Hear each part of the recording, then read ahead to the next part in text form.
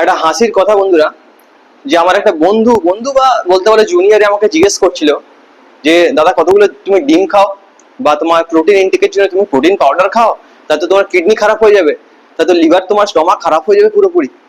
তা আমি ভাই বলি আমি তো এখনো বেঁচে আছি। আর এই লাইনে এই লাইনে বলতে গেলে জিম টিম করে এই লাইন 2016 আমি যবে এইচএস দিয়েছিলাম তারপর থেকেই এই লাইনে আমি অ্যাড আছি। বা তার আগেও আমি ক্রিকেট উইকেট এসব খেলতাম, বা সবাই ছোটবেলাতে খেলাধুলা সবাই করেছো। তো তখন কি তুমি বেশি ডিম টিম বা মনে করো মাছ মাংস এনকে বেশি ভোজ ভরে খাওয়া তুমি কি মরে যেতে? তুমি বলবে ডেইলি এখন খেলে কি সেটা কি ভালো? দেখো এই নিয়ে প্রোটিন ইনটেক কি করতে হয় এই নিয়ে ইউটিউবে লাখো লাখো ভিডিওস আছে।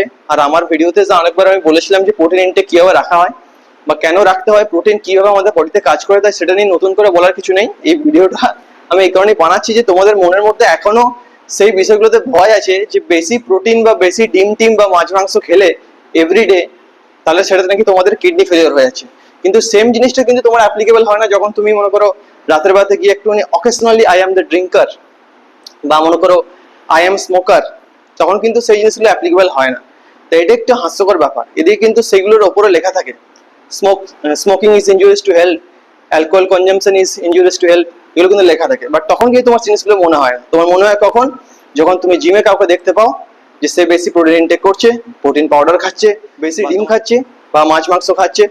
এগুলো নিয়ে একটু তুমি চর্চা করো, গুগলে দেখো, এগুলো কিন্তু ইজিলি অ্যাভেলেবেল বা সাইন্টিফিক্যালি অনেক এভিডেন্স আছে যে তোমাদের প্রোটিন ইনটেক কেন করা জরুরি।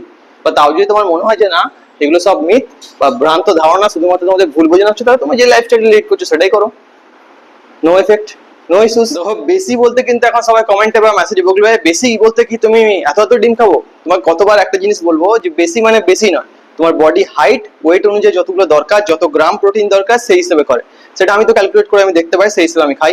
এবার তোমার যেটা বডি ওয়েট হাইট সেই হিসেবে তোমাকে ক্যালকুলেট করে খেতে হবে। বেশি মানে একটা নয় এক হাঁড়ি তুমি খেয়ে নিলে বা এক পেটি ডিম একবারে খেয়ে নিলে, সেটা কখনোই খায় না, সেটা কখনো আমিও খাই না। বা যে পরিমাণ খাওয়া উচিত সেই হিসেবেই খেতে হয়। তা সাইন্টিফিক্যালি তুমি যদি জানতে চাও আমি আরেকটা ভিডিও করবো, তার জন্য তোমার কমেন্ট করতে হবে কত গ্রাম প্রোটিন তুমি এভরিডে নাও। যারা জিম করো তারা নিচে কমেন্ট সেকশনে বলো বা মেসেজে বলো। আর এরকম ভিডিওসের জন্য ভিডিওটা লাইক করো।